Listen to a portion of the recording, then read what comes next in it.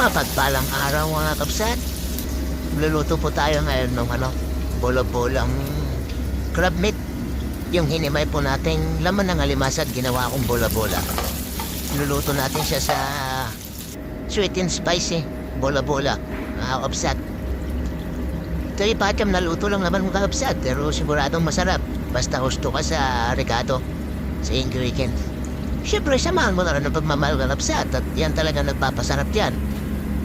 Ito po siya, kapsat. Habang kumukulo siya, nilagay ko na rin yung bola-bola dyan para manood pa yung lasa. At yan pa yung mga ingredients natin. Bell pepper, carrots.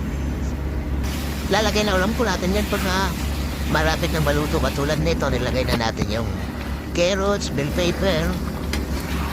Tapos yung sibuyas po na medyo may pagka-spicy po siya. Na matamis-tamis para maghalo pa sa lasa ng ating sweet and spicy bola-bola crab meat mga kapsat. Sigurado po yan masarap at taob na naman ang kaldero niyan. Ayan po siya kapsat. Yan po kinalubasan ng luto nating sweet and spicy bola-bola crab meat. Nakaw! Yari na naman ang kaldero niyan mga kapsat.